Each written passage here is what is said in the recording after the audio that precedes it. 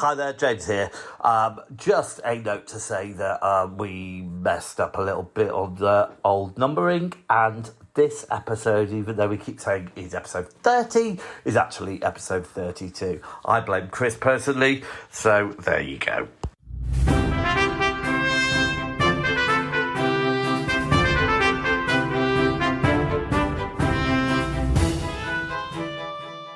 Welcome to episode 30 of the Story Song Podcast Show, the songs which are steeped in childhood guilt. My name is James. My name's Chris. How are you today, Chris? Very good, thank you, James. How are you? Very well, thank you. I think I've got quite a good song this time. Not that all my songs are good, but I think it's a very clear, it's very definitely a story song, like the one we heard last time. But it's up there. I hope it's up there anyway. So, let me tell you a little bit about this song. It was released in 1970, and it was written by Rhonda Marr and General Johnson. And it's, but this version that I'm going to give you today is performed by Clarence Carter. And it's from his album Greatest Hits 1970. It reached number 2 in the UK charts and number 4 in the US Billboard charts. Chris, do you know the song? Don't think so. Okay, the song is called Patches. All right, so let me give you a few facts about this song, Patches. All right, so it was originally recorded by the R&B group Chairman of the Board. Now, this song's all about a lad who grew up on a farm. Now, Carter, who sings the song, really was from Alabama, but he didn't grow up on a farm and never worked in the fields. So it's all one big lie. In fact, he had quite a difficult childhood because he was blinded at a young age. And so would have found farm work quite challenging, I imagine. And the song also won the 1970 Grammy Award for Best Rhythm and Blues Song for Ronald Dunbar and General Johnson. Excited? Very. Great. Okay, so I suppose we should just crack on then, shall we? I was born and raised down in Alabama on a farm way back up in the woods. I was so ragged that folks used to call me Patches. Papa used to tease me about it, of course deep down inside he was hurt because he'd done all he could. My papa was a great old man.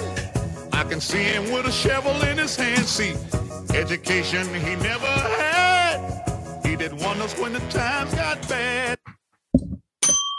All right, so quite a lot has happened. All right, so we know that he is from Alabama, which is in which country, Christopher?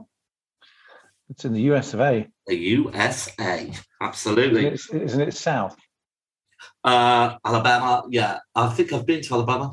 Yeah, sweet home, Alabama, all that kind of stuff. On a farm. So he's a farm boy, a bit like my good self. In the woods, we have woods on our farm. So far we're pretty similar. Did you say? Is it the chap in the story who lost his sight or the singer? No, I wouldn't spoil the story in that way, Chris. That would be wrong. The singer is blind. So he was ragged. So he was poor, and they named him Patches. So that was his nickname because he was raggedy and looked terrible. And his dad used to think that was very funny, even though it's probably his fault. He didn't have any decent clothes to wear. So who's the fool there? A bit like one of the Raggy Dolls. Well, maybe. Yeah, possibly. Right, so we've got two characters. We've got, let's call him Clarence, since he's singing it, and we've got Papa. Okay. Hold on. So Patches, Clarence and Patches are this one and the same. Oh yeah, we could call him Patches, I guess. Yeah. Well, mind you, he didn't like being called that, did he? Or did he? I don't care what he thinks. I think it's best to call him Patches. All right, so we clear with it so far? The scene is set. Yeah. Right. Let's carry on a bit. My papa was a great old man. I can see him with a shovel in his hand. See, education he never had.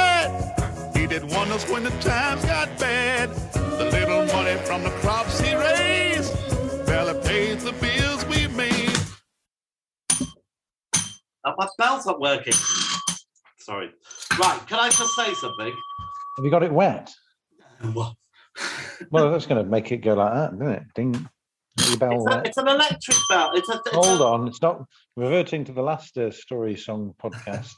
Right, listen, I've got to No challenge wetting your this bell here. during class. It says here that his papa was a great old man. I would like to challenge this because he wasn't that great because he didn't make any money from his farming, did he? Yeah, but it doesn't mean he wasn't a great dad. It meant he was a grafter and he looked up to him. Well, I don't think he was a great dad either because he teased his son and called him Patches for wearing ragged clothes because of him. He said that folks called him Patches and his dad. Pip used to tease him about it. So I don't think he's a great father or a great farmer. Yeah, well, no, he's saying so ragged. Ragged. How would you spell the difference of ragged and ragged? Ragged a car around the track. Oh, that's quite ragged. Well, I would like to. What you're thinking about is something that I like to call what is slang, which is ragged a car around the estate, or you're so gangster. What are you talking about, bruv? I could do gangster. I was trying to do like Manchester gangster, where they all talk like that, innit? I'm a man of many voices. Listen, you're offending one of the listeners. Liam from Manchester. Don't offend the listeners. All right, don't offend the listeners. So, all right, so shall we see what happens next? Yeah. Oh, life had kicked him down to the ground. When he tried to get up, life would kick him back down. One day, Papa called me to his dying bed, put his hands on my shoulder, then in tears he said, Patches, I'm depending on your son to pull the family through. My son, it's all left up to you. Do you still think he's a good father? He's just saying, he's like, you're 2IC, you're second in command, son, it's up to you, you're the man of the house, you got to, Yeah, it's not like, don't worry, but go and live your life, have a great time. I don't think he's a bad dad. I don't think he is. All right. But he wasn't like, like Papa was a Rolling Stone. Wasn't that so? So he basically... No, but he has put all the pressure of the farm, and as I said, growing up on the farm, I understand that great pressure. So he's got a lot of pressure now, and he's only young. He's probably there with his centerfold jazz bag. Bad dad doesn't mean he was a bad dad. It's just like it's the way it is. It's like it's what life is the hand life has given you. It's not. It doesn't mean he's a bad dad. Well, he couldn't pay the bills, so he was probably an alcoholic and drank it all away. Can't. Right. Well, let's carry on, shall we? A bit like your dad. 2 days later, Papa passed away. I became a man that day. So I told Mama I was going to quit school, but she said that was Daddy's strictest rule. See? Right, he's not a bad dad. Hold on a minute. He's a bad dad. He's not. He's not wants him to go through school. That's ironic because earlier on it was talking about the fact that he'd never had an education. So hold on. So just let's get this straight. Very sadly now, Papa's dead. Papa has died. Yeah, and his dad didn't have. Yeah, but the dad never had an education. Yeah, and he wants the son to have an education. Oh, that's nice. That's really nice. So isn't that a good dad? Absolutely. So can we just be clear? Can we just be clear what his dying words to what his son Patches were? Well, yeah, but can you answer the question? His dying wishes, his dying words were, basically, I'm dependent on you, son, to pull the family through. Basically, as long as you stay at school. No, but he can't stay. He said it was Daddy's strictest rule for him to go to school, but it's also Daddy's strictest rule for him to run the farm. Well, the dad didn't know that the dad was going to die. Of course he did. Of course he did. The situation, I think the one day, Papa called me to his dying bed. Yeah. So, but there was beyond the powers and acceptance, and not. You don't plan for that. You don't say, right, I'm probably going to die. Of course you do. It's called a dying bed is another word for a deathbed. No, but I think before that, and in the earlier days, the father didn't know that he was going to die before the child graduated. All right, then. Okay. All right. So shall we now catch up with Patches and see what he's up to next? Yes, let's. So every morning before I went to school, I fed the chickens and I chopped wood too. That would have taken 5 minutes. Feed the chickens. Well, I would have done if you'd fed the chickens because you didn't give them enough food. Of course, I gave them enough food. I'm an excellent chicken farmer, and I will not have that slanderous remark pointed at me in this capacity. You missed an excellent pun there. You said excellent. You're a cock. Sometimes I felt that I couldn't go on. I wanted to leave, just run away from home. Right, here we go. Look at the lad. He can't go on. He wants to run away from home. Do you think he's happy?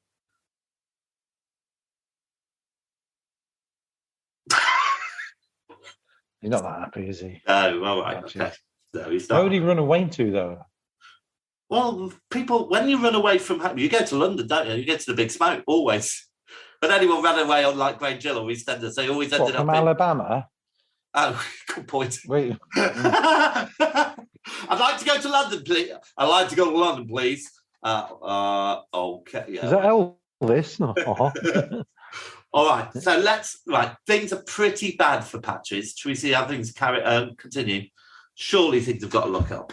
But I would remember what my daddy said, with tears in his eyes on his dying bed. He said, Patches, I'm depending on you, son. I tried to do my best. It's up to you to do the rest. Now he's full of guilt. Who is it? Patches. There's only one person. Well, we've now got Patches and we've got Mama Patches. Yeah. But Dad Patches is Papa, you called him. Papa Patches. All right, should we see what happens next? Come on. Patches. No, you're getting confused with a patchy Indian there. You don't want to do that. Then one day a strong rain came and washed all the crops away. Oh, you know what? I read that first line. I thought, oh, good, they've had some rain come. They're going to get strong crops. But oh dear, he's not having a good time. And at the age of 13, I thought I was carrying the weight of the whole world on my shoulders.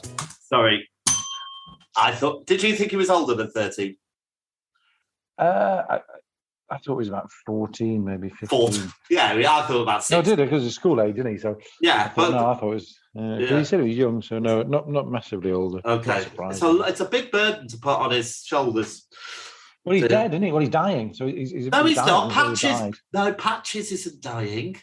No, the dad is. So he's not dying, Chris. He's not dying. He's dead. Because he doesn't choose. He didn't choose that, did he? Well, probably because of his alcoholism. Does it say alcoholism in here? No, I'm putting 2 and 2 together. What I was going through. Remembering your youth. Every day I had to work the fields, because that's the only way we got our meals. See, I was the oldest of the family, and everybody else depended on me.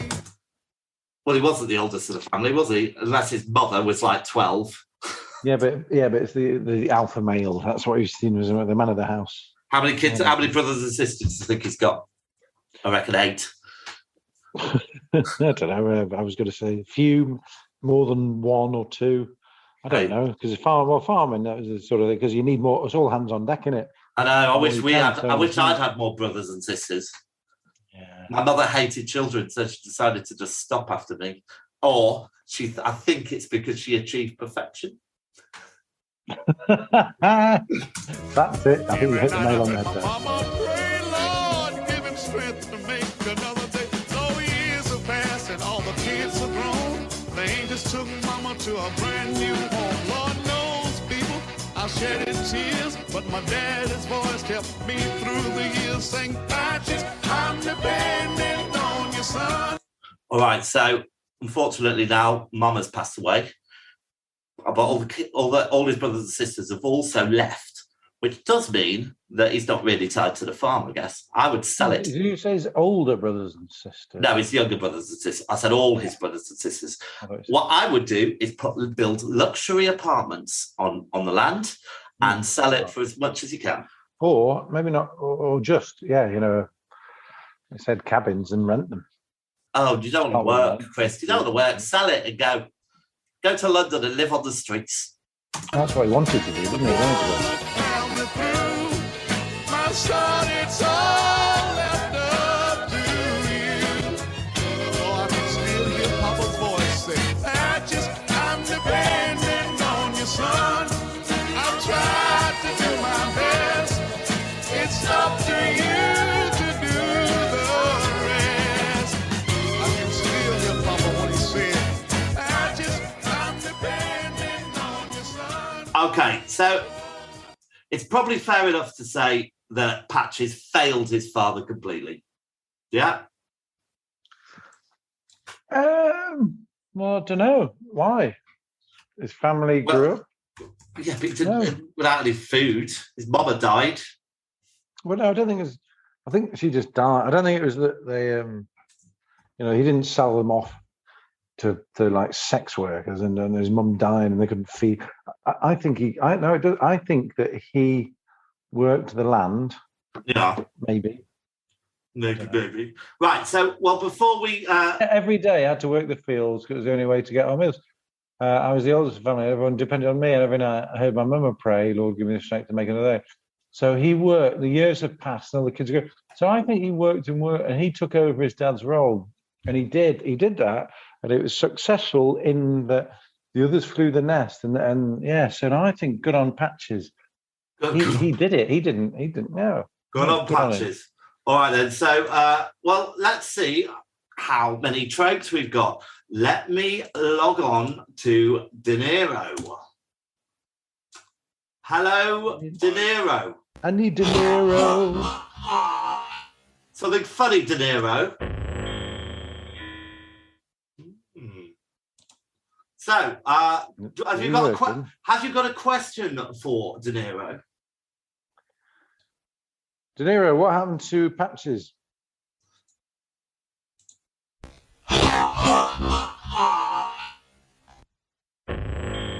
Oh dear, he doesn't care for Patches either.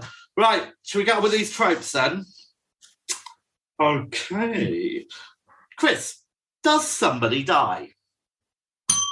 Yes. Yes. Is there a twist?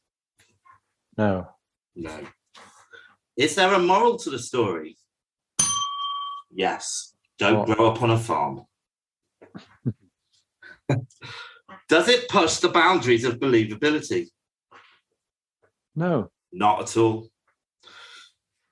Is somebody cheating? No. Definitely not. Is revenge involved? Nope. No. Is there a telephone involved? Nope. No. Is it a country song? Not. Is it a what? Country song. It's not. It sounds like one, but it's not. It's Arabic. No, yeah, it's not. And does it feature a sex worker? No, it does not. So I'm afraid it only gets 2 out of 9, which means once again it has failed. Sorry about that, De Niro. This was upon the face of the earth. This is the story of our Genesis. He's not. Is he actually doing anything? Yeah, I think he's trying to take over mankind and enslave us all as a robot. Are you downloaded something that's putting a virus on your computer by giving you a few noises at first, and actually it's just hacking into? Well, what's happening? I don't know if you remember the popular film Superman 3, where at the end they build a supercomputer, and the sister. Does it walk around like a robot sort of? And the woman gets pulled in. The woman turns into a, that's kind of what's happening to me slowly. Ah, I see. Right. I thought you were looking well. Do you know what I looked at the other day? I'd forgotten all about it. Well, do you remember Metal Mickey? I loved Metal Mickey, and it was so shit. Yeah, it's one of them. What could Metal Mickey do? He just had like wiry hair, didn't he? I don't know, but if you watch stuff like Airwolf and Knight Rider, they're a bit naff now. It's like cool at first, but actually, most of the A-Team episodes are rewatchable and enjoyable. I promise you. That's a little tip there, listener. All right. Listen to A-Team. So come on. We're going to give it a mark out of 10 each. But just before we do that, did you like this song, Chris? Did you think it makes a good story song or a bad story song? Did I like this song? I didn't like it. He did that Australian lingo sort of thing. Every day I had to work the fields. Oh, what's it called? When Up and up. they go up at the end of a sentence because they're asking a question? Well, with him, it sounded more like he was doing a poo. I said, oh, what a field. All right, so shall we score it then? But it was all right. No, it was okay. It was I wouldn't buy it when I listened to it again. No, would I like to anything else he's done? Maybe, but I don't think he had a bad voice. I didn't think it was a great song. Let's score it after 3. Oh, 1, 2, 3. Hold on, I haven't done it yet. It's a surprise. See, when I'm thinking about the story against the other one. Yeah, well, just think about the story, you idiot. You're not supposed to compare it. Well, I suppose you are, kind of. No, but I'm sort of thinking, well, so a guy. Well, all that happened was a guy's dad died. No, it wasn't. There was a whole epic. It was epic. It went on for years, and it was all about farming against the wind, and the crops got washed away, and he couldn't go to school, and his mum died, and his dad died. So much happened in that song. No, that's life. I think. I don't think that's much of a story. I really don't. Well, let's score it, and we'll find out, shall we? Hold on. That's why I'm trying to think. That's what I'm trying to think of. I'm thinking you gave that story about the guy, and you gave it a 3, and I think that was are you pretending like you're a mathematician trying to work out an equation? I put the 6 on there times by the power of 3, and maybe I'll get something that can make relativity work.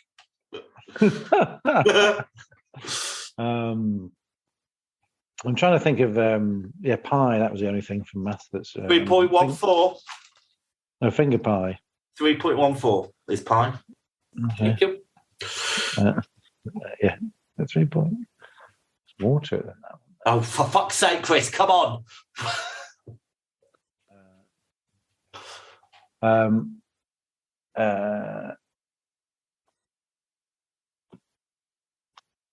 Ready? You ready? And go. 7. What have you given it? I can't see. 5. 5. Oh, that's all right, I guess. Right, which gives it a score of a 12, which puts it just below 3 wooden crosses, which I can't remember at all. But above Matt Silkman and Matt Cats Dogs in 3rd place. And in our rather larger scoreboard, it goes with Tie a Yellow Ribbon around the old oak tree. They're quite nice songs to put together. Lovely. I don't think you deserve that higher score myself. I don't think you deserve a high score. But there you go. Right, so it's your pick of the mix next time. Can't wait to find out what you're going to choose. Me. You're so talkative. Me neither. Me too. Right. Me neither or me too? Can't I? Else can I? Yes, wonderful. Goodbye. See you next time. See ya. I was born and raised down in Alabama on a farm way back up in the woods. I was so ragged that folks used to call me Patches. Papa used to tease me about it, of course deep down inside he was hurt because he'd done all he could.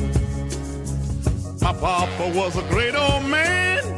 I can see him with a shovel in his hand. See, education he never had. He did wonders when the times got bad.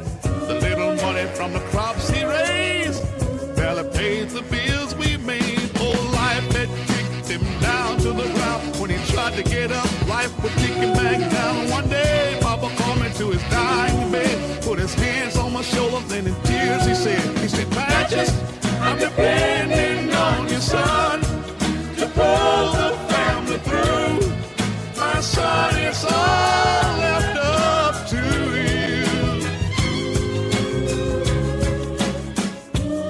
you. 2 days later, Papa passed away, and I became a man that day. So I told Mama I was gonna quit school, but she said that was Daddy's strictest rule. So every morning before I went to school, I fed the chickens and I chopped wood too. Sometimes I felt that I couldn't go on. I wanted to leave, just run away from home. But I would remember what my daddy said, with tears in his eyes on his dying bed. He said, Patches, I'm depending on you, son. I've tried to do my best. It's up to you to do the rest. Then one day a strong rain came and washed all the crops away. And at the age of 13, I thought I was carrying the weight of the whole world on my shoulders. And you know, Mama knew what I was going through, 'cause every day I had to work the fields, 'cause that's the only way we got our meals. See, I was the oldest of the family, and everybody else depended on me. Every night I heard my mama pray, Lord, give him strength to make another day. So years have passed and all the kids are grown. They just took mama to a brand new home. Lord knows, people, I shedded tears, but my daddy's voice kept me through the years. Saying, Patches, I'm depending on your son. The boy